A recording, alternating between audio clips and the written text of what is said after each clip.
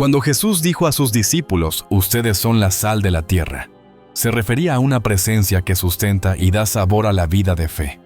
Quienes perseveren hasta el final encontrarán la respuesta y se maravillarán con lo que la sal revela en la guerra espiritual. Este video mostrará el poder de la sal como herramienta en la guerra espiritual. El mensaje es claro y sencillo para que cualquiera pueda comprender su uso correcto y puro. Hay 3 acciones específicas con la sal que ayudan a romper maldiciones y abren el camino a abundantes bendiciones. En las montañas del Líbano donde San Charbel oraba, se ofrecía sal diariamente en pequeñas cantidades, y ese uso humilde arroja luz sobre lo que explicaremos hoy. Primero, debemos aceptar una verdad absoluta. Todo fue creado por Dios por medio de Él y para Él. Nada existe fuera de su voluntad, lo que significa que la sal también fue creada con un propósito. No hay nada en la creación que no provenga de su mano poderosa. Por medio de Él todo fue creado. Esta verdad impregna cada grano de sal, cada gota de agua y cada chispa de fuego. En el principio Dios creó los cielos y la tierra. Como mineral, la sal pertenece al principio de la creación. En el silencio ante el Santísimo Sacramento, el monje maronita sintió esta certeza como quien escucha un susurro indescifrable. A menudo se pasa por alto que Dios confía cierta autoridad no solo a los seres humanos, sino también a lo que ha creado. Cada realidad tiene una misión. El fuego tiene la autoridad de quemar lo que toca el agua da vida, y la sal tiene la autoridad de salar y preservar. Así el fuego quema el agua da vida, y la sal preserva y purifica todos instrumentos en manos del Todopoderoso. En su sencilla celda, el ermitaño presenció cómo una pizca de sal mantenía el pan y las aceitunas frescos por más tiempo, y comprendió que de la misma manera la fe se sostiene bajo prueba cuando lo que Dios nos ha dado se usa correctamente. Detengámonos un momento. Compartir experiencias ayuda a muchos creyentes. Hay testimonios de alivio y sanación asociados con el uso de la sal en la oración. Por ejemplo, una hermana notó un cambio sorprendente después de ungir sus manos con sal durante la oración. Si alguien siente paz o mejoría mediante el uso de la sal en un acto de fe, vale la pena compartirlo y agradecer a Dios por obrar a través de este simple elemento. En la antigüedad la sal se consideraba de un valor extraordinario. Conservaba la carne, daba sabor a los alimentos y en algunos lugares incluso se usaba como moneda. En Roma, los funcionarios recibían parte de su salario en sal. De ahí la palabra salario. Estas realidades cotidianas nos ayudan a comprender lo espiritual tal como lo dice la Biblia. Jesús enseñó en parábolas, pero no todo es meramente simbólico. El aceite, el pan y el vino cumplen funciones sagradas en la fe cristiana. Si el uso del aceite es ampliamente aceptado, entonces no hay razón para dudar del lugar de la sal cuando se usa correctamente. Algunos temen que la sal pertenezca a prácticas oscuras. Esta duda proviene de una mentira que confunde y divide. El ladrón solo viene a robar, matar y destruir. El enemigo busca robarnos la verdad sobre lo que Dios creó para nuestro beneficio. Lo espiritual se manifiesta en el mundo físico, y Dios usa lo que ha puesto en la tierra para cumplir su voluntad. Vale la pena considerar el ejemplo de la unción. La Biblia lo menciona muchas veces, y en el Antiguo Testamento se derramaba aceite sobre la cabeza del sumo sacerdote y sus descendientes, así como sobre el tabernáculo y sus utensilios para consagrarlos al Señor. Hay pasajes claros en Levítico 8 y Éxodo 25. Al mismo tiempo, Éxodo 30 prohíbe la imitación de la mezcla de aceite para uso personal. La mezcla consistía en mirra, canela y otros ingredientes naturales. No se le atribuía ningún poder sobrenatural independiente al material.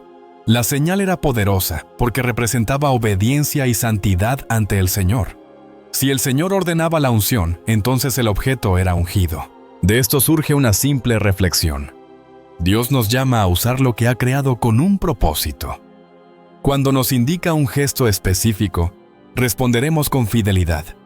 En Anaya, el trabajo humilde y la oración constante demuestran que incluso las cosas pequeñas ofrecidas con obediencia se convierten en canales de gracia. Lo mismo ocurre con la sal cuando se usa con fe y rectitud. San Charbel comprendió esto en su vida eremítica, donde la vida cotidiana se une a la voluntad de Dios y se transforma en bendición. ¿Por qué no aplicar lo mismo a la sal? ¿Será que estamos pasando por alto un don que Dios mismo colocó en nuestras manos?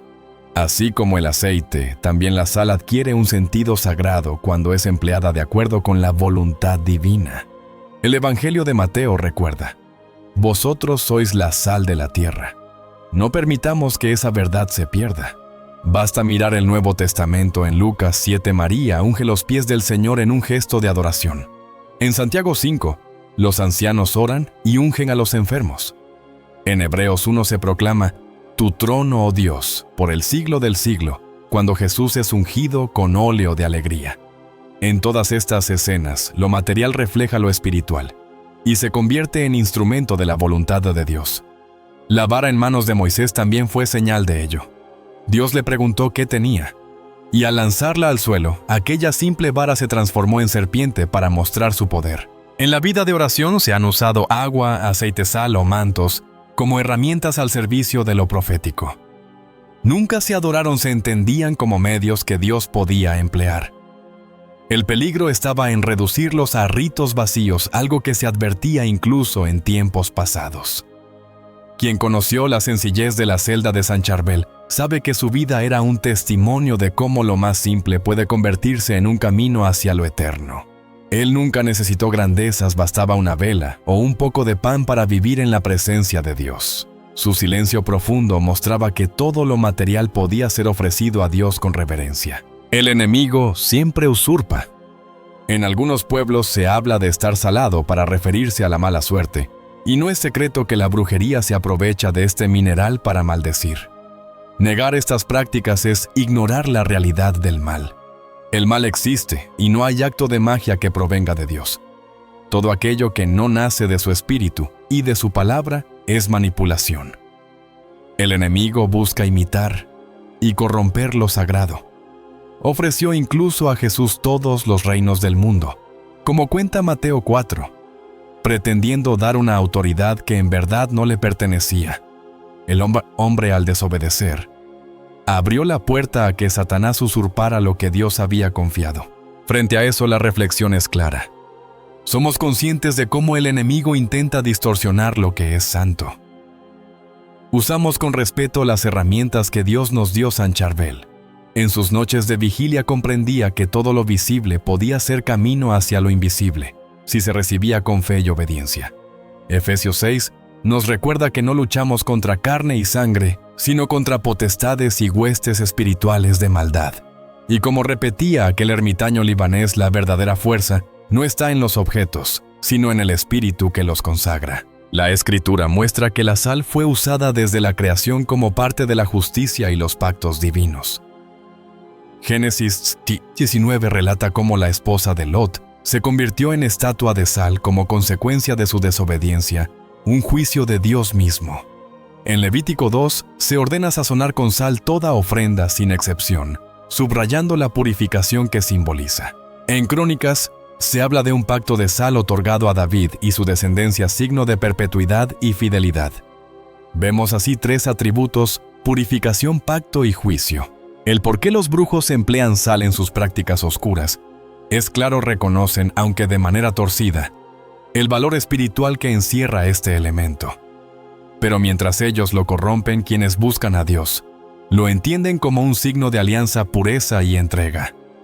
San Charbel, que transformó cada acto sencillo en ofrenda, entendía que hasta lo más pequeño como la sal podía ser un canal de gracia cuando se usaba con fe. Comprendió que la sal, como mineral creado por Dios Todopoderoso, no se limita al mundo material, sino que toca también lo espiritual.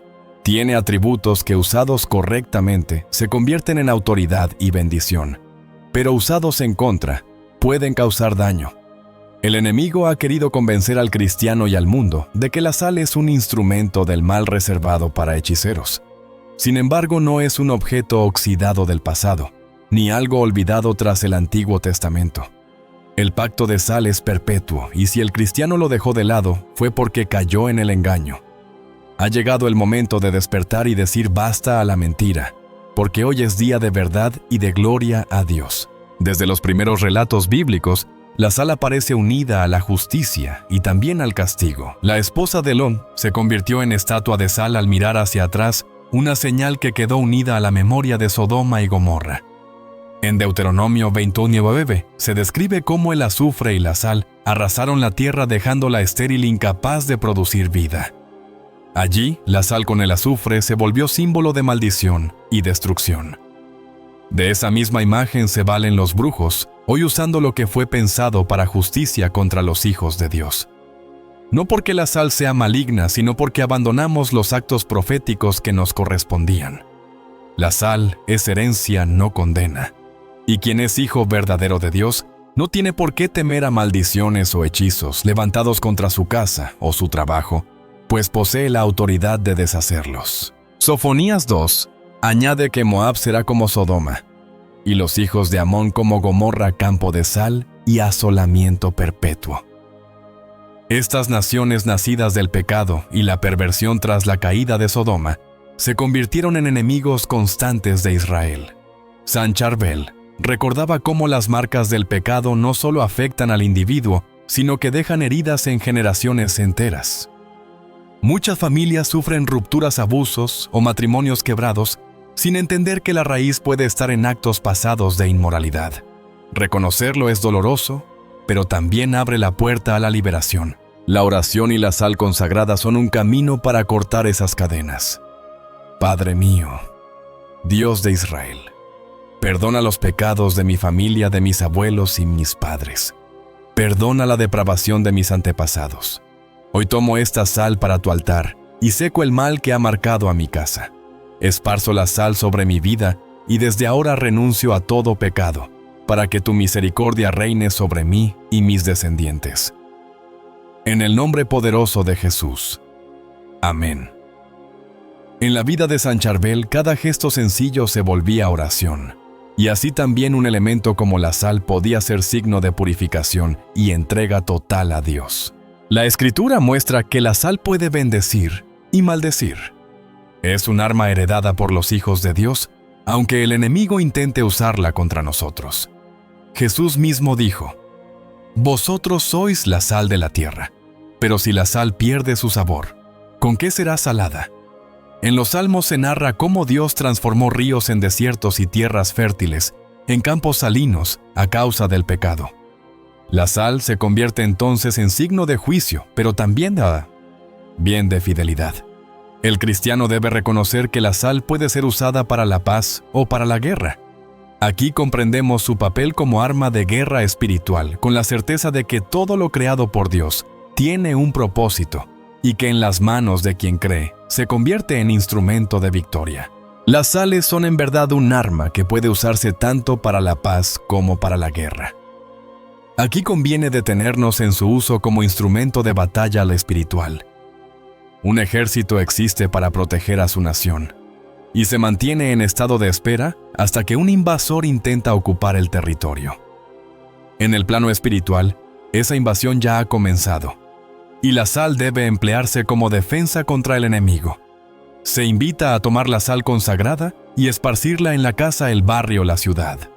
Con fe se pronuncia la oración: Padre mío, Dios de Israel, este día tomo la sal del pacto y la esparzo sobre mi ciudad, mi hogar, mi iglesia. Seco toda obra del enemigo, toda brujería, toda idolatría. Rompo los pactos que los brujos levantaron, y si no se arrepienten, caerán bajo tu mano poderosa. Ato al hombre fuerte en el nombre de Jesús, y ato a todo espíritu de venganza. Desde hoy y para siempre, la maldad no volverá a levantarse en esta ciudad, en el nombre de Jesús. Amén. La fuerza de la sal no es solo simbólica. El profeta Eliseo tomó sal y la arrojó al manantial de aguas diciendo: Así dice el Señor. He purificado estas aguas de ellas, no saldrá más muerte ni esterilidad. Ese pasaje es uno de los más citados cuando se habla de este mineral. También Ezequiel menciona que al ofrecer animales en holocausto, los sacerdotes debían rociarlos con sal, mostrando que la purificación era condición para presentarlos a Dios. De allí se entiende que lo ofrecido debe pasar por ese signo de limpieza. En tiempos modernos se nos recuerda pensar en el dinero que llega al altar. ¿Qué caminos recorrió antes? ¿En qué manos estuvo? La sal consagrada a Dios es un medio para purificar incluso esos recursos haciéndolos dignos de ser presentados. Pero hay que tomarla con reverencia. Si se adquiere un paquete de sal para consagrar, debe usarse únicamente con ese fin, sin mezclarlo con lo cotidiano. Así como un recipiente nuevo se destina solo para lo sagrado, también la sal apartada se reserva en exclusiva para Dios. Lo mismo se aplica al aceite. En varias iglesias, al recibir los diezmos, se esparce sal y se ora para que toda impureza quede anulada, recordando lo que se enseña en Levítico 2. Y aunque no todas las comunidades practiquen este gesto, muchos fieles entienden que el fruto de sus manos debe ser puro. Por eso, antes de entregar su diezmo, lo purifican en casa con sal consagrada. Quien conoció la austeridad de San Charbel sabe que este tipo de gestos, aunque sencillos, encierran un profundo respeto a Dios. El pacto de sal mencionado en Números 18 establece: todas las ofrendas elevadas que los hijos de Israel presenten a Jehová serán para ti, y tu descendencia como estatuto perpetuo. Pacto de sal perpetuo es delante de Jehová. Así no es un símbolo antiguo sin valor, sino una verdad viva para quienes buscan al Señor en la Escritura. La sal como conservador habla de permanencia, de fidelidad y de eternidad. No es casualidad que en Oriente fuese considerada un signo de amistad sólida. Compartir sal en una comida significaba sellar un lazo que debía durar. En su sencilla celda entre sus horas diarias de oración y trabajo, San Charbel llegó a comprender la dimensión eterna. Su fidelidad se convirtió en un pacto de sal con Dios, un compromiso inquebrantable. Para él, las cosas materiales solo tenían sentido si conducían al amor, como la sal que se convirtió en signo de amor eterno. Dos personas que compartían un alimento condimentado con sal quedaban unidas por un compromiso de no traicionarse ni dañarse jamás. En muchos lugares se decía que al probar la sal en la mesa de otro, se establecía una amistad para toda la vida. El Eterno quería que cada sacrificio recordara esa relación con Él. Cuando se hacían pactos, los participantes comían juntos, incluso probaban la sal como símbolo de lealtad y fidelidad perpetua. Por eso se entendía que un pacto de sal no podía romperse. El libro de Números 18 señala que la traición a un pacto de este tipo podía costar la vida. Se cuenta la historia de un investigador norteamericano que recorría una ciudad de Oriente Medio. La noche lo sorprendió en un camino peligroso y buscó refugio en una tienda al borde de la carretera. Era muy posible que el dueño fuera un bandido, como sucedía con frecuencia, pero el viajero no tuvo otra opción. Al hablar con el hombre, este le preguntó cómo sabía que no lo mataría y le robaría. El extranjero, confiando, le propuso hacer un pacto de sal. Entonces el dueño de la tienda lo recibió con pan, lo sazonó con sal y ambos comieron. A la mañana siguiente, el ladrón cuidaba las pertenencias de su huésped y hasta lo escoltó hasta la ciudad de destino. Para él, aquel pacto era un servicio a Dios y lo respetaría hasta la muerte. El pacto de sal se consideraba tan serio que incluso después de la muerte seguía vigente. Así lo muestra otra historia de un comerciante que debía pagar por 300 ovejas. Solo tenía dinero para 100, pero el pastor le propuso un pacto de sal confiando en que en 60 días recibiría el resto. 30 días más tarde, el comerciante murió, pero su hijo, consciente de lo acordado, honró el pacto y pagó al pastor lo que faltaba. En esto se entendía que un compromiso sellado con sal no era una simple palabra, sino una alianza firme delante de Dios. San Charbel, que conoció en su vida la importancia de la fidelidad en lo pequeño, habría reconocido en estas escenas la seriedad de toda promesa hecha bajo la mirada del Señor. El pacto de sal es una relación entre Dios y el hombre. No se puede decir hago un pacto contigo y después vivir de cualquier manera.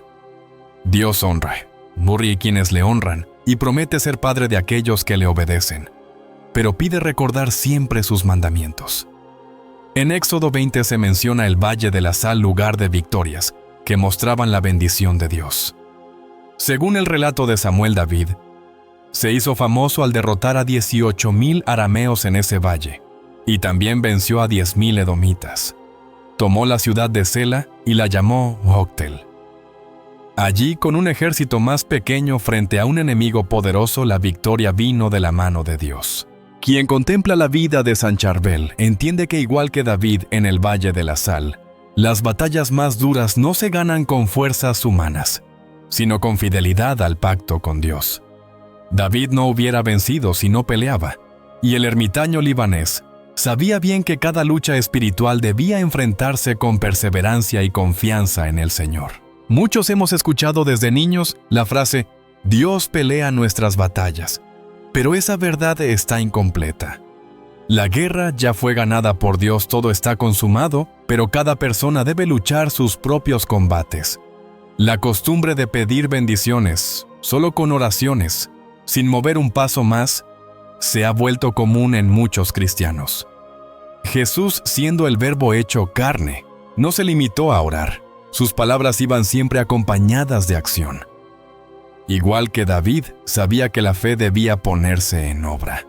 Claro que hay que orar, ayunar y alabar, pero también hay momentos en los que es necesario dar un paso y actuar con lo que se cree en el corazón.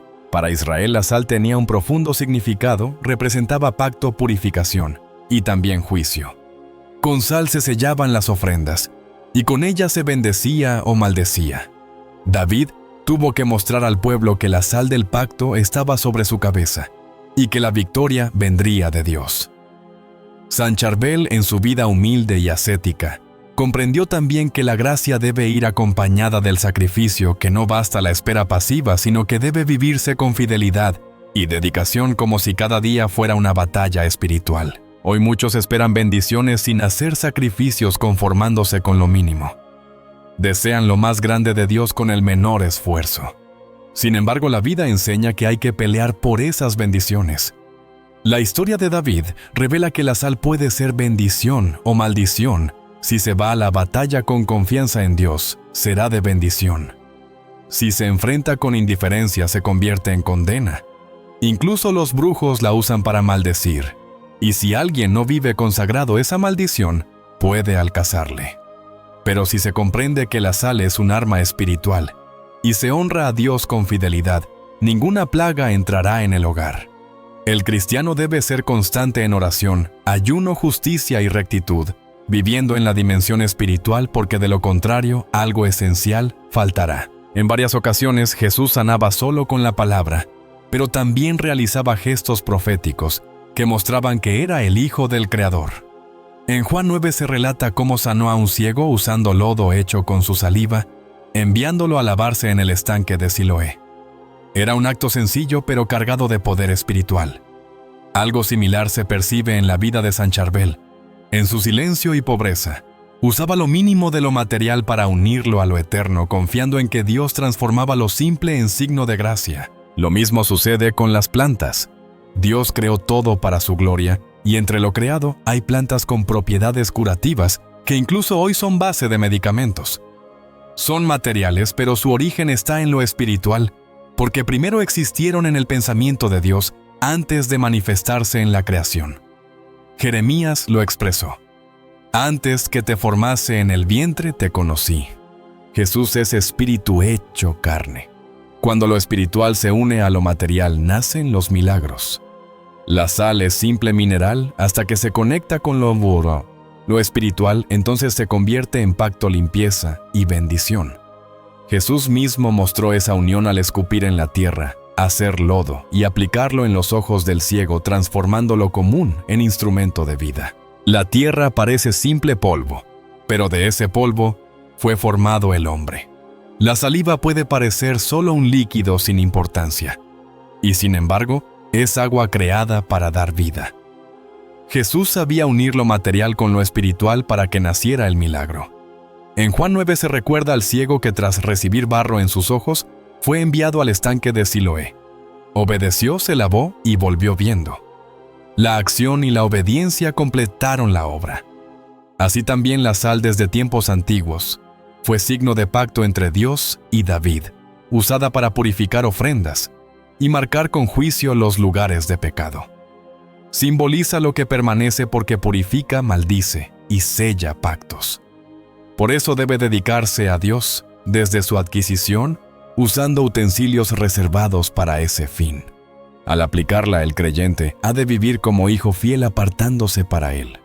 En lugares manchados por la maldad y la superstición, la sal se esparce con oración e intercesión para cortar cadenas y detener espíritus vengativos. También se aplica sobre vientres para romper maldiciones heredadas renunciando a lazos ancestrales. Del mismo modo, se coloca sobre los diezmos y ofrendas en el altar, orando por su purificación. En casas y espacios consagrados, la sal confirma la protección divina y asegura que nada maligno tenga dominio. En tradiciones orientales incluso se reconoce como signo de fidelidad y compromiso perpetuo.